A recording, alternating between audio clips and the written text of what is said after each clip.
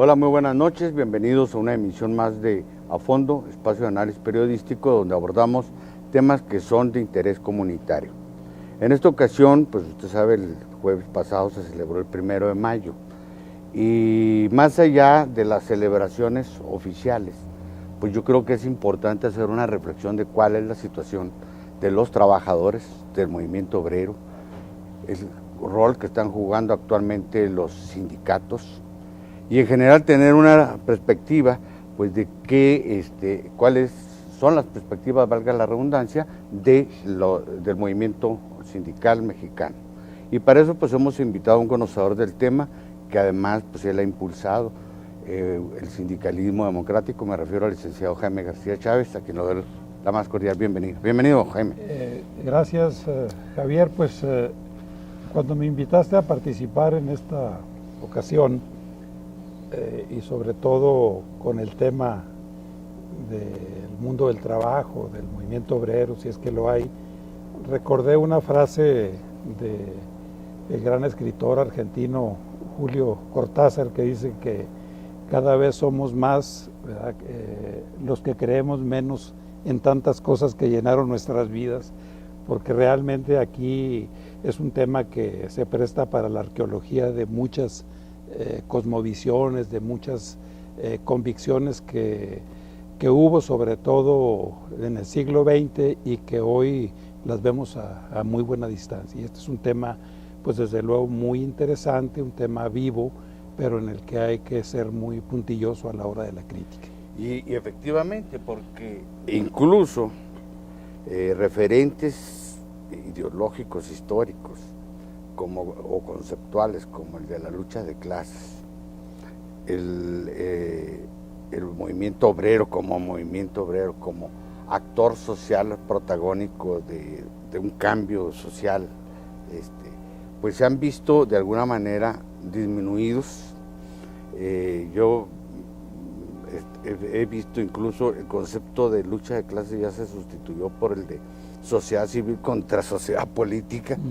¿Verdad? Hay una atomización, hay poca identidad en los propios trabajadores en su condición de clase. No digo que no existan las clases, pero me refiero que no lo asumen como tal. Y bueno, esto, como dices tú, pues tiene todo un proceso que se ha venido dando. En México, pues el movimiento obrero, los trabajadores, jugaron un papel muy importante, efectivamente, a principios del siglo XX, todavía hasta los años 30, hasta los 60, con los movimientos de ferrocarrileros, con movimientos del magisterio, y se constituyeron grandes sindicatos nacionales que impulsaron conquistas, prerrogativas muy importantes. Hoy nos enteramos, por ejemplo, que una de esas conquistas, como es la del salario, que no se podía embargar, y ahora se puede, ¿verdad? Y yo no veo que nadie haya alzado ni siquiera en términos verbales un pronunciamiento, una declaración reprobando el hecho. ¿Qué está pasando, Jaime, con sería correcto irnos a grandes trancos señalando que desde los tiempos del presidente Benito Juárez, siglo XIX, hubo una influencia particularmente de españoles que trajeron el pensamiento no marxista, sino el pensamiento anarquista, el pensamiento del socialismo que entonces llamábamos pequeño burgués, más dirigido a los artesanos que a la incipiente clase obrera industrial que empezó a surgir al calor de los ferrocarriles, de las industrias extractivas. Y bueno, a la hora del porfiriato se consolida un modelo económico que crece hacia afuera. Las mismas vías férreas se construyen de norte a sur, de sur a norte, para extraer la riqueza minera del país o las riquezas petroleras en regiones como Tamaulipas, como Veracruz, y este crecimiento hacia afuera pues trajo la implantación de un pensamiento anarquista, un sindicalismo como proyecto que estaba llamado a jugar un papel importante a partir del programa del Partido Liberal Mexicano en 1906, pero que se ve truncado por el estallamiento de la revolución que busca demandas estrictamente democráticas, el sufragio efectivo, la no reelección, y avanzando el tiempo, porque esto debe ser a grandes trancos, bueno, viene el primer gran acuerdo de una central obrera, como fue la Casa del Obrero Mundial,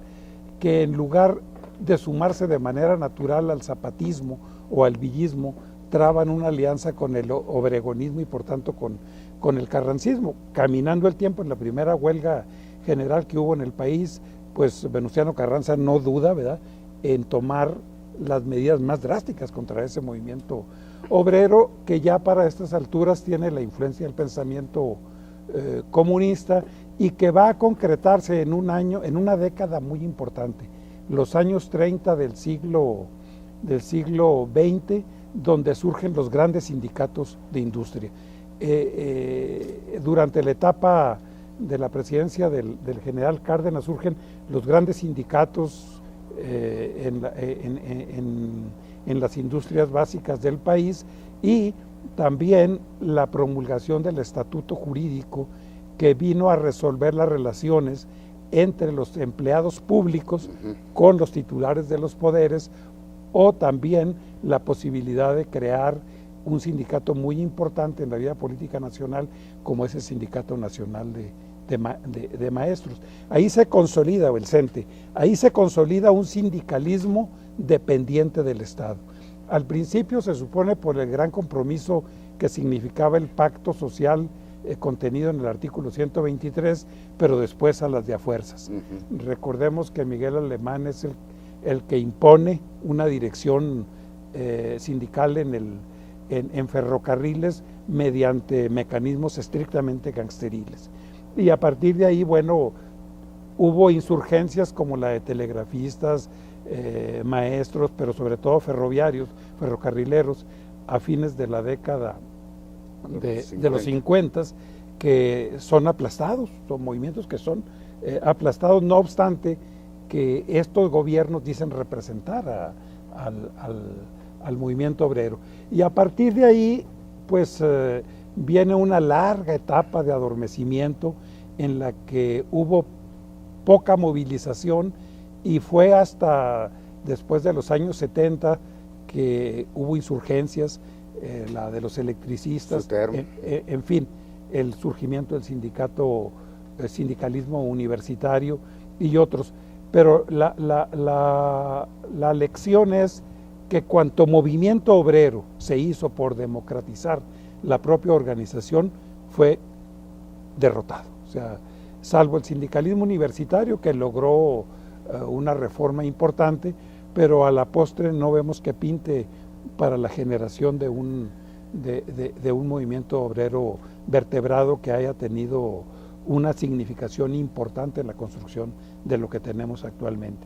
De ahí hay muchos cambios que iremos abordando a lo largo de la plática. Este tránsito que tú estás relatando del anarcosindicalismo, que jugó un papel relevante, incluso fue precursor del movimiento revolucionario de alguna manera, hizo una labor de concientización, efectivamente, en un esquema muy gremial, ¿verdad?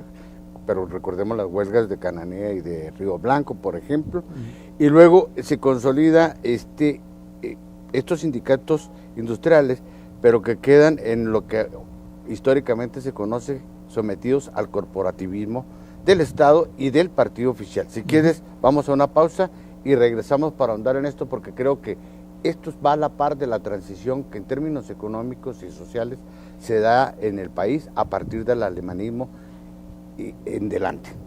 Regresamos.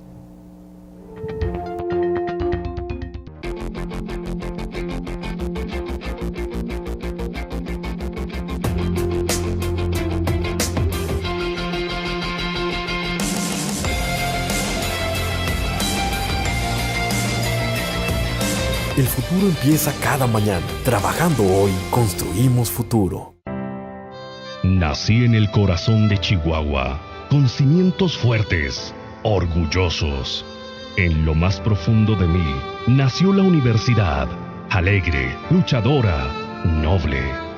En mi interior, he escuchado arengas, discursos revolucionarios, cuna del pensamiento universitario. Por mis ventanas, escucho a mi ciudad, observando el devenir de Chihuahua, y con él, el de mi universidad. Aquí se escribe su historia, se transforma y se nutre de quienes han dirigido sus destinos desde su origen. Con amor, florece en mí la cultura y el arte, el pensamiento y la voz de quienes con orgullo le dan sentido a mi existencia. Los universitarios. Orgullo de ser Watch.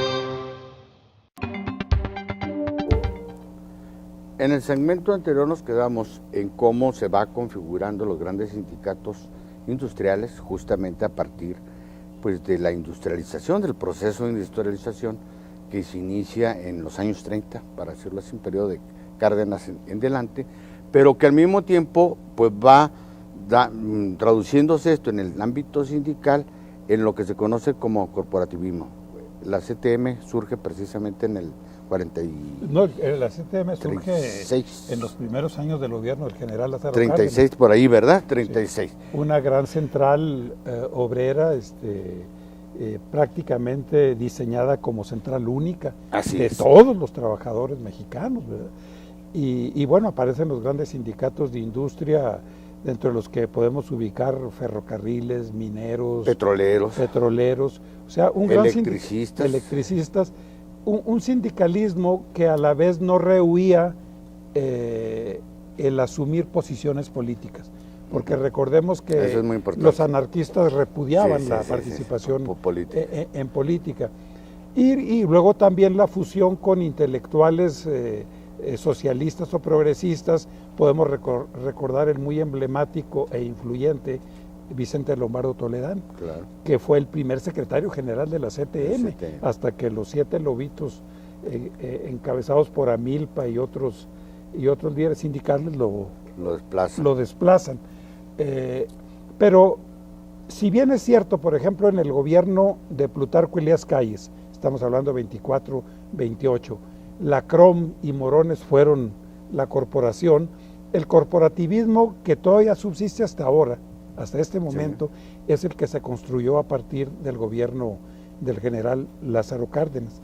Ese corporativismo ha persistido, no termina de extinguirse, de hecho ha aniquilado la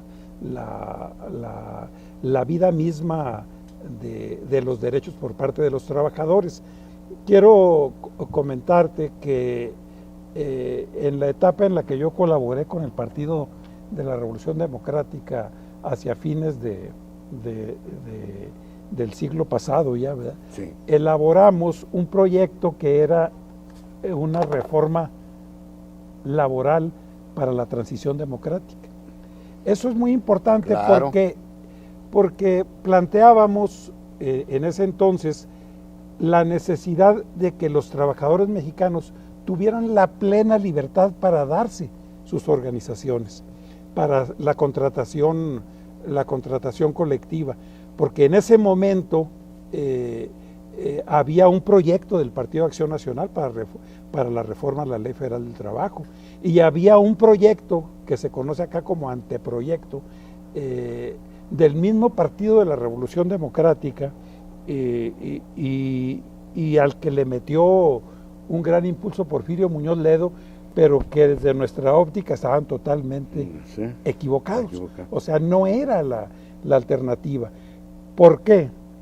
Y esto debe ser muy tomado en cuenta. Una reforma a las leyes, considerando el trabajo como un ámbito básico, debe partir de una concepción del derecho. Quienes hicieron la Ley Federal de 1931, que fue reformada en 70 y que acaba de ser reformada hace unos cuantos años o meses, tenían una concepción del derecho con una influencia de Estado benefactor, con una influencia de lo que debe ser la democracia. Y ahora las reformas que van y vienen son reformas a conveniencia, ya no tanto de los intereses del Estado, sino del modelo económico. Y estás tocando un punto medular, porque yo ubico que justamente ese cooperativismo que se sustenta en la alianza de los grandes sindicatos industriales con el Estado, porque así se empieza a fundarla con la misma CTM como central única, después a partir de Miguel Alemán y Ávila Camacho, el Estado rompe esa alianza con los sindicatos, los persigue, de hecho, y hace su alianza con la élite industrial que estaba emergiendo, claro, lo protege, la ropa, y eso en detrimento obviamente de las organizaciones sindicales. Bueno, y luego viene este otro periodo que dices tú de reflujo, de estancamiento del movimiento sindical, que tiene expresiones efectivamente en los 70s y en los 80s, pero aisladas, que no logra consolidar. En este periodo posterior, lo que se conoce como los 30 años de neoliberalismo, esta globalización, esta apertura, la firma primero en el GATT y luego el Tratado de Libre Comercio y luego pues, los tratados comerciales con medio mundo, no solo modificaron la fisonomía y el rostro del país y la economía, sino también las relaciones obrero-patronales, las relaciones de producción, vamos a decirlo así, en ese concepto. ¿Cómo afectó esto al movimiento sindical, al movimiento obrero? Pues lo ha afectado de muy diversas maneras. Yo quiero señalar que desde la antigüedad hasta nuestros días siempre ha habido una concepción de lo que es el trabajo. Sí. Y esa concepción de lo que es el trabajo, que si nos fuéramos a términos bíblicos, así como ganarás el pan con el sudor de tu frente, hasta la etapa en la que Carlos Marx habla de que es en el trabajo donde se da la realización del ser humano, y hasta llegar, vamos a decir, al histórico libro que se llama El fin del trabajo, entendiendo ahí por fin como que el trabajo se acabó, de Jeremy Rifkin, donde ya se habla de no existe Estado, existe mercado. No existe contrato de trabajo en el que se estipule qué es lo que va a hacer el trabajador, sino plena flexibilidad. Y entonces te puedo contratar por 1 hora o por 8 horas si la empresa así te requiere. Ya no hay estabilidad en el empleo, ya no hay una determinación de la materia del trabajo, sino hay una polivalencia, o sea, llega el trabajador y ahora te vas a barrer el patio, ahora a las diversas áreas, que yo no estoy muy peleado con la polivalencia, pero también la globalización y luego el planteamiento de que el trabajo se acabó y que la tecnología las máquinas van a sustituir al trabajo, y que el capital mismo se va a convertir en mano de obra. Entonces cambiaron los paradigmas de aquel trabajador como sujeto de la historia que iba a hacer grandes transformaciones. Ahora el que las va a hacer es el empresario, y yo creo que ese pensamiento es equivocado. ¿Cómo lo podemos traducir aquí en México? La Constitución del 17 está a punto de cumplir 100 años. Sin embargo, aquí en México, 10 de cada 100 trabajadores están sindicalizados. 10 de cada 100, el 10%, pues. El 10%. O sea, los sindicatos no están. Según estadísticas de la Secretaría del Trabajo y Previsión Social, hay alrededor de 2.700 sindicatos en el país en 2013, pero nada más ha habido 54 huelgas. O sea, nada más ha habido 54 conflictos en los que los trabajadores recurren a la principal arma para defender, que es la huelga, que es para defender sus derechos. O sea, estamos en la misma situación que interpretó González Casanova cuando publicó la la democracia en México a fines de los 60, donde decía, bueno, aquí están todos los derechos, pero aquí está la realidad. Los trabajadores no los ejercitan, y cuando los ejercitan van a llenar las penitenciarías del país. Entonces, ¿qué es lo que se impone ahora? Bueno, pues que hagamos una reflexión de fondo, a mi modo de ver, y en este trabajo de hace ya un poco más, casi 15 años, estamos planteando que ese famoso colapso del mundo del trabajo no es cierto, pero tampoco es cierto que haya una alternativa, porque la izquierda, en este caso la izquierda mexicana, no ha sido capaz de generar las bases para un proyecto, para un nuevo proyecto social con un modelo de Estado atractivo. Y que incluya a los trabajadores. Si quieres vamos a una pausa y regresamos con este tema, porque creo que este es la otra cara. ¿Qué papel han jugado estos movimientos sociales, estos movimientos obreros, y cuál ha sido su relación con el proyecto de país, proyecto de nación que se ha venido impulsando por distintos sectores sociales?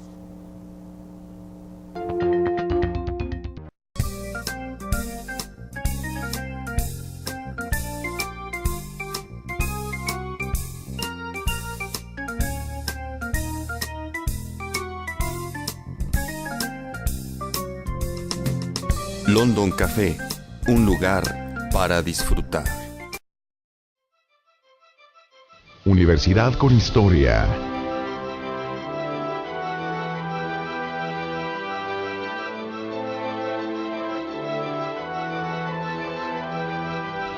Recordando al licenciado José R. Miller Hermosillo, rector 1973-1976. Universidad Autónoma de Chihuahua, 60º aniversario. Orgullo de ser UACH.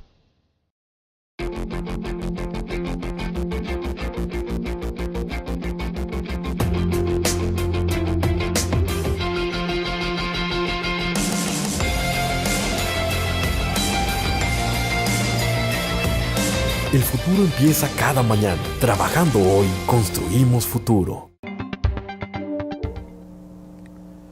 Yo creo que es inobjetable que con el tránsito del Estado benefactor al neoliberalismo descarnado, ¿verdad? A esa lógica de mercado, donde el Estado cede y renuncia a su función rectora y reguladora en términos económicos, laborales, en las relaciones, pues se da otro fenómeno, que es el surgimiento ya no solo de los sindicatos charros o corporativos, ¿verdad?, cooptados por el Estado, que están al servicio del PRI o están al servicio del Estado, menos de los trabajadores. Se da otro fenómeno, que es el de los sindicatos blancos, ¿verdad? Y ahora, pues incluso, como tú lo dijiste en el segmento anterior, pues los propios trabajadores ya ni quieren sindicato.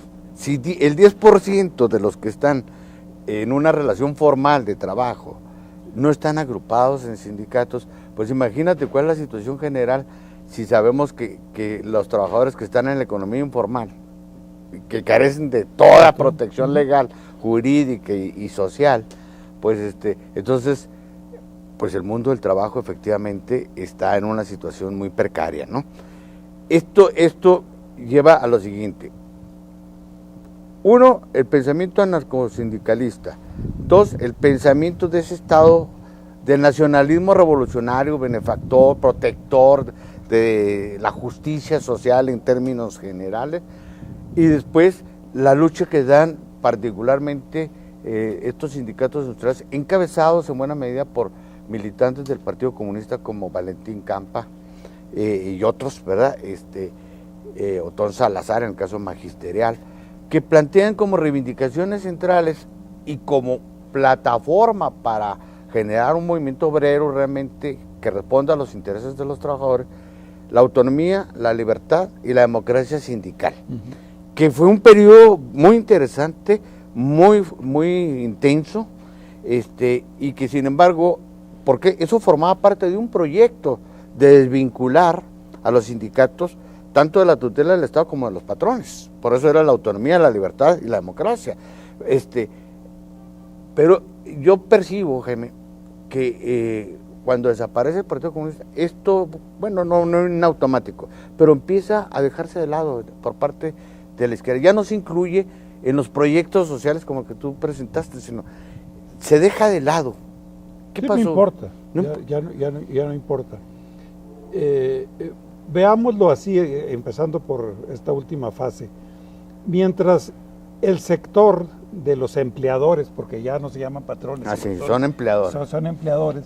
Esos tienen muy claras sus definiciones de modelo económico, de negociación, de relaciones con los partidos. Lo mismo pueden estar en uno que estar en otro. Sus intereses sí los tienen muy bien definidos y además entre el sector empresarial reina el corporativismo total sin que nadie diga nada. Sin que nadie diga nada. Por el otro lado, lo que serían las fuerzas progresivas de la sociedad, pues tienen que apostarle a que hay un mundo del trabajo que viene, lo expresaste a través de la precarización, ¿verdad? Precarización significa carecer absolutamente de derechos. Bueno, ahí tienes que hacer el proyecto y el compromiso social como los que se dio, del tipo de los compromisos sociales que se dieron en Inglaterra, por ejemplo, o en Francia. Por ejemplo, Francia tiene el mismo nivel de sindicación que en México. El 10. Pero en Suecia, que es un estado benefactor exitoso, es el 90% de sindicalistas, ¿no? Entonces, tres conceptos que indiscutiblemente son el pivote de lo que hemos hablado, es la libertad sindical, a la que el país está comprometido por sus compromisos con la Organización Internacional del Trabajo. Luego, la autonomía, o sea, la capacidad de poder decidir y autogestionar tus propios derechos. En México los trabajadores no pueden autogestionar sus intereses. Y uno basta ir al Seguro Social o al ISSSTE pues, para preguntarse, bueno, ¿y dónde están los sindicatos? Claro. ¿No? Y luego la democracia, que en este proyecto se propone que haya, por ejemplo, un registro real de la elección de los comités, pero no para que el Estado te dé la toma de nota y entonces ya existes. Sí, te reconozca. Sí. Y luego un registro nacional de contratos colectivos de trabajo, porque deben saber que nos están viendo o escuchando que muchas veces una maquiladora viene a instalarse a Chihuahua, a Juárez o a cualquier otra parte del país y ya vienen con el contrato colectivo firmado. Lo pueden haber firmado en Tokio, en Los Ángeles o en Nueva York, pero ya el contrato y los dirigentes sindicales ya vienen designados.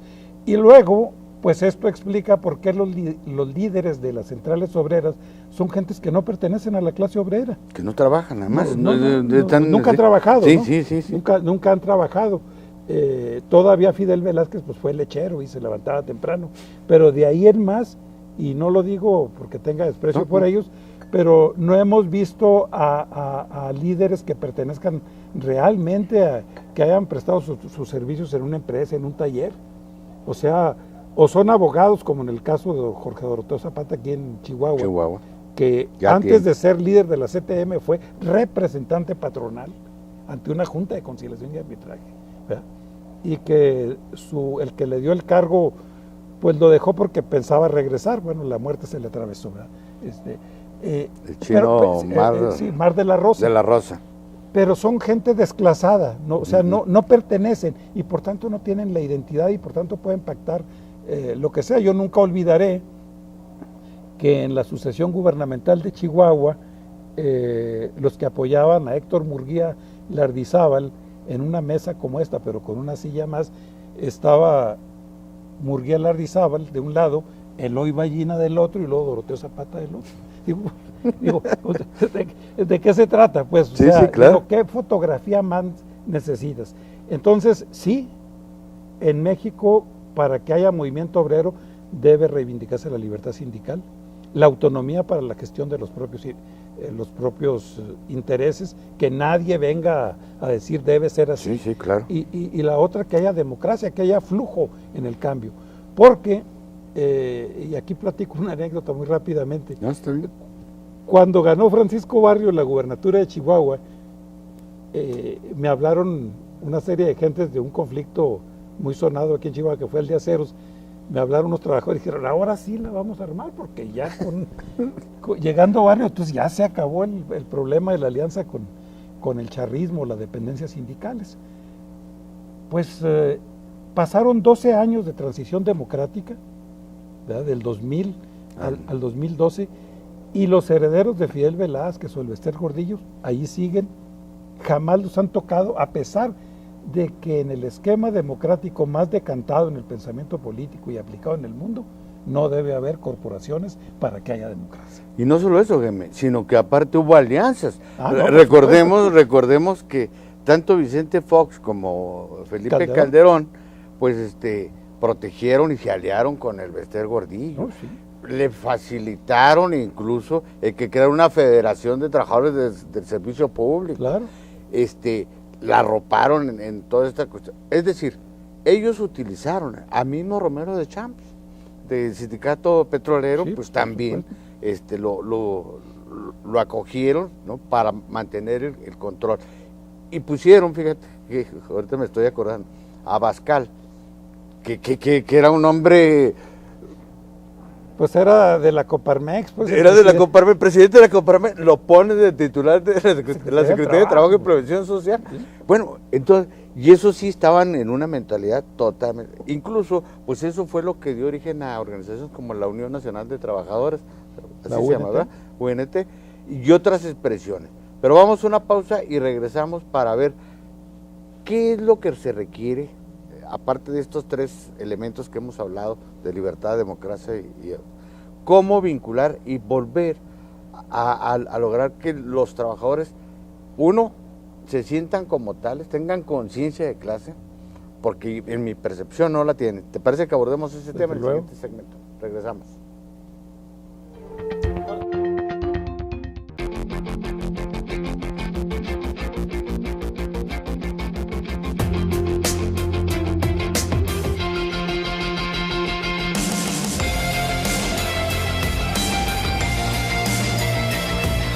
El futuro empieza cada mañana. Trabajando hoy, construimos futuro. Esta vinculación entre los cambios que se han dado en el modelo de país, su desarrollo, y lo que ha sucedido con el movimiento obrero, tiene otra expresión que en mi caso a mí me preocupa sobremanera, que es la atomización, porque bueno, pues antes se hablaba de movimiento obrero, movimiento sindical. Tú ya nos diste un dato de que es muy poco la gente que está sindicalizada, pero aparte no hay movimiento obrero en el sentido estricto de decir que hay un proyecto que esté luchando por reivindicaciones de clase, porque como dice el francés Alain Tournier, el concepto de clase ya muchos ni lo conocen, ¿verdad? Lo consideran como un referente, pues, de la sociedad industrializada, del capitalismo industrial, y que el capitalismo postindustrial, y más en este contexto ahora de capitalismo dominado en el ámbito por las grandes transnacionales y el capital financiero, pues como que la relación de producción se hace nebulosa, no se sabe incluso ni para quién se trabaja, ni quién es y como dices tú, ya lo ven como empleo y no empleo, ¿verdad? No es trabajo. Se pierde una identidad muy fuerte y esto lleva a una dispersión total de los esfuerzos. Y la gente, pues fíjate, estaba leyendo yo una estadística, no sé si sea cierta, que el salario mínimo ha perdido las 3/4 partes del poder adquisitivo de 1976 a la fecha. Ahorita el salario mínimo debería andar en los 16.600 pesos mensuales, según el observatorio que constituido por instituciones educativas que hicieron un estudio. Y dice, bueno, o sea, las 3/4 partes se ha perdido el poder adquisitivo y no hay nadie, lo que comentaba ahorita, ya se puede embargar el salario o una parte del salario y nadie dice nada. Esto es una pérdida de identidad, ¿no? Hay una pérdida de identidad muy obvia, ¿no? O sea, incluso pues hay grandes estudios de la cultura obrera al respecto. El concepto conciencia de clase quedó atrás como también quedó atrás el concepto de partido obrero. O sea, el partido obrero ya no, per se ya no existe, o sea, prensa obrera pues no existe, o sea, ahora se piensa en otra dimensión porque en México se dio un fenómeno también, reflejo mundial, pues esa conciencia social estaba pensada mucho en términos también de hombre, de varón, Sí. y hoy el mundo del trabajo está ocupado en un altísimo porcentaje por mujeres, Es cierto. mujeres que tienen otro tipo de reivindicaciones. Si nos vamos al concepto de, por ejemplo, de Marx, una clase con cadenas radicales, que al emanciparse, al liberarse, liberaba a todos los demás, pues la mujer tiende a pensar, sí, trabajo, soy asalariada, pero si me libero como mujer, libero Otras más. otras más, ¿no? O sea, el tema de las identidades sociales salió de escena, vamos a decir, pero no quiere decir que sea un concepto inútil. No. No es un concepto inútil en el sentido en el que se pueden acuerpar grandes intereses.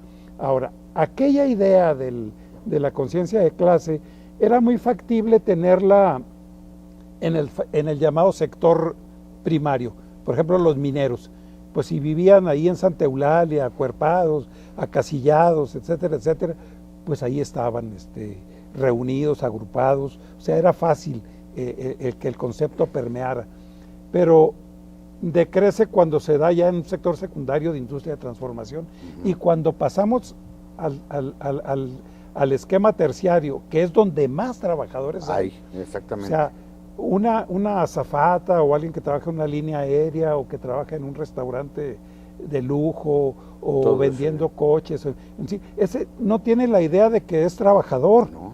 y menos si le vendemos la idea o tratamos de venderle la idea de que está explotado, ¿verdad? No, pues no. O sea, está pensando en otros términos. En ese sentido, bueno, han cambiado muchísimas cosas y lo que faltaría es una nueva síntesis para interpretar todo esto. Por ejemplo, pues ya citaba yo a Rifkin que dice, es que el trabajo ya se acabó, ¿verdad? En ese concepto. Ya se acabó. Y entonces hay algunos que dicen, bueno, si ya se acabó, entonces ¿de qué van a vivir las gentes? Entonces tendrá que haber una renta básica para todos. Alguien tiene que garantizar que el pan y los servicios, la educación y demás llegue a todo mundo, ¿no? Entonces creo yo que estamos en una construcción de ese corte y estamos también en un cierto malestar en la democracia, porque muchos le apostaron a que llegando a la democracia se acababa el corporativismo. Incluso la Suprema Corte emitió ya hace bastante tiempo una resolución que prohíbe el corporativismo y la Constitución nos habla de que ya no hay corporaciones en los partidos políticos. Sin embargo, el PRI sigue teniendo su sector obrero. Sí, sector obrero. O sea, no hay todavía una transformación. Yo he dicho y insisto en esto que la gran insurgencia que le hace falta a este país es la del mundo del trabajo, porque va a tener una significación económica, progresiva, en el ámbito de la cultura, en el ámbito de el beneficio progresivo más alto para la sociedad en su conjunto. Y creo que es algo que necesariamente tendrá que venir una modificación en la vida de los partidos, la construcción de un nuevo pacto social y algo muy importante, que haya aparatos que hagan justicia. En Chihuahua y en el país en general, pero aquí en Chihuahua hemos visto que hay una guerra permanente en contra de los que ejercitan los derechos laborales. O sea, se les equipara a delincuentes.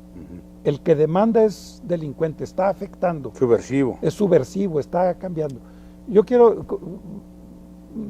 si quieres en el segmento que viene, referirme a un conjunto de conflictos laborales que ha habido aquí en Chihuahua y uno en especial, el de Aceros de Chihuahua, en el que exigiendo una reivindicación absolutamente legal, demostrada y decretada por una autoridad, nos tardamos 25 años en que se terminara el conflicto. Nada más 25 años. ¿Sí? O sea, eso no puede ser, ¿verdad? Eso no puede ser. Necesitamos un aparato de justicia rápido, expedito, confiable, y que la parte patronal también sepa que allá está parte de la corrupción y del gangsterismo para hacer justicia a quien va a demandar justicia con base en la ley, ¿verdad? Y fíjate que estás tocando 3 puntos que quisiera que ampliáramos y pudieras ejemplificar en el caso de Chihuahua. Uno que me parece fundamental. Ya no hay pacto social, porque el pacto social estaba de alguna manera plasmado en la Constitución y de alguna manera se respetaba, ¿verdad? Había el derecho laboral, los derechos eran tutelados por el Estado y había ciertos lineamientos en ese sentido que tenían un alto costo para el que los violara, en términos económicos y en términos también de repudio social. Sin embargo, eso se suprimió. Los mismos derechos establecidos en la Ley Federal de Trabajo, pues no se respetan. Estas outsourcing, ¿cómo se llaman? Estas empresas que se prestan para eludir la responsabilidad patronal en una relación de trabajo, pues como agentes externos, ¿verdad? Para sustituir. Esa es otra situación. Claro. Y tercero, que me parece clave, es esta pérdida de identidad efectivamente tiene que ver con la modificación del mundo del trabajo, pero entonces demanda patrones culturales y una cosmovisión distinta a la del siglo pasado, porque esto estamos en plena sociedad del conocimiento. Incluso hay mucha gente que trabaja desde su casa, claro, y trabaja por internet, ¿verdad? Y estar prestando tiene una relación, estar trabajando en otro continente. En otro continente, ¿verdad? Entonces se ha complicado este concepto del mundo de trabajo como lo concebíamos, como lo veíamos, y se ha ido a otro terreno. Vamos al segmento de conclusiones para abordar estos temas y llegar a algunas reflexiones.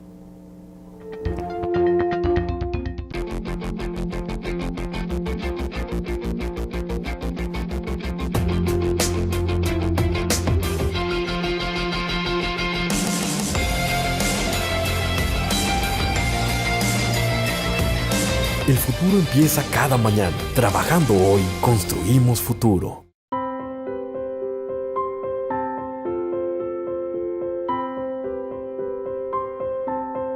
No deje su educación a la suerte. De cada 100 niños mexicanos que entran a la escuela primaria, solo 50 alcanzan el nivel de competencia básica. Está en tus manos impulsarlos. Apadrina un niño. Fundación Lazos. Entramos al segmento final y el licenciado Jaime García Chávez nos decía que él quería hacer referencia, poner algunos ejemplos específicos de aquí de Chihuahua para ver cómo se ha distorsionado y transformado, precarizado este mundo del trabajo, ¿no? Sí, bueno, en el litigio yo he litigado mucho tiempo en derecho obrero, derecho laboral, y nos damos cuenta que si bien es cierto la reforma a la Ley Federal del Trabajo se hizo hace poco tiempo, ya había una reforma de facto. Así es. Una reforma de hecho. Tú ibas y planteabas 3 meses de indemnización y la misma autoridad te decía, aquí no más de 45 días. Oiga, págale su antigüedad como debe ser 2 mínimos y si bien le va. Y si bien le va. Y luego, pues la lentitud, vino la presión que se ejercía a través de los salarios caídos con la prolongación del conflicto. Bueno, los salarios caídos se reducen a 1 año, no más. Antes, si el conflicto duraba 3 años, pues iba contabilizando, acumulando. Y el carácter tutelar del derecho se acabó. Y aquí hay muchos ejemplos. Por ejemplo, Uranio Mexicano, que era una empresa muy importante, estratégica para el desarrollo del país, bueno, desaparece por un decreto de Miguel de la Madrid, dictado básicamente por los intereses norteamericanos, porque el uranio está reservado para fines bélicos o de otro orden, pero bajo el monopolio, ¿verdad? O sea, se acaba la exploración en una fuente alternativa de energía tan importante, polémica ciertamente. Productos forestales de la Tarahumara, sucede lo mismo, o sea, surge para entre el bosque, los propietarios del bosque y las industrias que había en aquel entonces, celulosa y otras. Pero sin rumbo, porque cuando Profortara producía muebles, que yo fui asesor, les dije, bueno, si hacen las recámaras de tamaño, tienen que hacer 3 veces más grandes los cuartos, porque si no nada más no van a caber. no van a caber las camas, ¿no? Pues sí, claro. Bueno, o sea, las cosas elementales, pero creo que el ejemplo paradigmático, el de Aceros de Chihuahua, porque sintetiza en una primera etapa la lucha por la democracia sindical. Los trabajadores votaron por un sindicato democrático en una proporción de 7-3. Después el sindicato democrático va a un movimiento de huelga, lo gana en los tribunales. En menos de año y medio ya lo había ganado. Aquí se decretó que Aceros de Chihuahua debía trabajar de nuevo. Y al sector empresarial de Chihuahua le importó muy poco aniquilar toda la viabilidad de la industria siderúrgica que se había desarrollado en Chihuahua, por orgullo, por sus quiebras, por sus diferendos, porque se estaban reorientando al rentismo, a rentar parques industriales en lugar de entrar a invertir ellos, a invertir, correr riesgos, industrializar Chihuahua. Ajá, así es. Y entonces tú dices, un juicio laboral que dura 25 años y en el que se respetan los derechos absolutamente de todos, a pesar de que eran diversos y que empezaron confrontados. Bueno, ¿qué experiencia atractiva le puede dar al de enfrente? Que dice, no, pues si ejercito mi derecho me va a ir... Sí, claro, me van a cortar la cabeza. Me van a ir mal, me va a ir mal. Entonces creo que hubo una perversidad en la aplicación ha habido una perversidad en la aplicación de las normas laborales, porque cuando hay autenticidad, decisión de lucha, ganas en los tribunales, pero en la realidad batallas mucho. Y aquí voy a poner un ejemplo que es el de Denimtex. Denimtex se asentó donde antes estuvo Río Bravo, sí, que era propiedad de Luis H. Álvarez y después de unos empresarios de La Laguna. Bien, se asienta una gran empresa siderúrgica, una mezclillera, en su momento la más grande de América Latina. Cae, hay un conflicto, los primeros beneficiados son el sindicato, los charros sindicales, ¿verdad? Pero el asunto no se está ventilando en un tribunal del trabajo, sino hay una quiebra, o sea, donde los trabajadores tienen que ir a pedir sus derechos de la mano de bancos. O sea, yo estoy en la lista, pero primero está X banco. Sí. Entonces, no fue la vía del conflicto colectivo, ¿verdad? De naturaleza económica, que colocaba al trabajador en primer lugar, claro, y después a los menos poderosos, so pretexto de que la igualdad de la ley. Bueno, eso estaría bajo polémica, pero los trabajadores hoy tienen que ir a la quiebra como antes fueron a pelear sus derechos y a obtener un bien, y les decían, es que este bien, esta máquina, que es la principal de la empresa, estaba en arrendamiento financiero, está aquí, pero el dueño está allá y no lo puedes embargar. Oye, Jaime, en ese análisis que estás haciendo, ¿qué va a ocurrir entonces? Se me vino a la mente. Si vienen las empresas petroleras tejanas a probar a poner sus pozos, pues esto se va a incrementar, ¿no? Porque todo eso van a decir, no, es que eso no es propiedad de aquí, eso es prestado, o es una parte de, no sé. No, claro, ¿Qué va a ocurrir? Claro que si llegan las grandes empresas a hacer fracking para sacar gas ahí de la profundidad de la tierra, el terreno, el paraíso legal de la expoliación del trabajo ya está construido. Ya está construido. No coincido con un reciente libro de López Obrador que se llama Neoporfirismo. No coincido porque, bueno, es como leer un resumen de Cosío Villegas, ¿verdad? Esta es una forma muy fácil y económica de hacer libros. Pero es el mismo esquema. O sea, vienen los grandes capitales aquí, porque aquí se pagan salarios de hambre, los trabajadores no están agrupados, y el sistema de justicia ya no está en un aparato especializado en conflictos laborales, sino en los concursos mercantiles o en las quiebras, en los juzgados de distrito, donde comparece el más desarrapado al lado de un corporativo bancario pidiendo exactamente que la riqueza que hay se reparta. ¿Y se reparta cómo? Pues en proporción de lo que represente cada quien.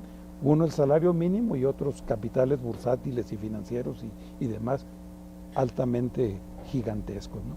O sea, tenemos que darnos cuenta de que así como el muro de Berlín cayó para mucha gente que estábamos en la izquierda, aunque ya hubiéramos tomado una concepción diferente a la hora de ese muro de Berlín destruido, a los empresarios no se les ha derrumbado absolutamente nada, al contrario, han ido creciendo en soberbia. Y desgraciadamente vemos un desfile 1 de mayo donde ese sindicalismo corporativizado va y se pasea, ¿verdad?, por la calle rindiéndole loas al gobernante, a quien ejerce ese poder de un Estado que no regula las relaciones obrero-patronal, que ha claudicado, que ha abdicado de ellas. Jaime, pues yo te agradezco muchísimo esta conversación. Espero que a usted le haya servido, porque mire, son temas que no se abordan y que son importantes porque todos de una u otra manera estamos inmersos en ese mundo laboral y todos tenemos que visualizar pues qué es lo que va a pasar, porque el país no puede seguir, o el crecimiento económico no puede seguir sustentado en la precarización del salario, de las condiciones de vida de los trabajadores. Tenemos que darle vuelta a eso si realmente queremos que haya desarrollo e igualdad social. Le agradezco mucho su atención y lo espero el próximo sábado en otra emisión más de A Fondo, porque recuerde usted, la verdad nunca es superficial.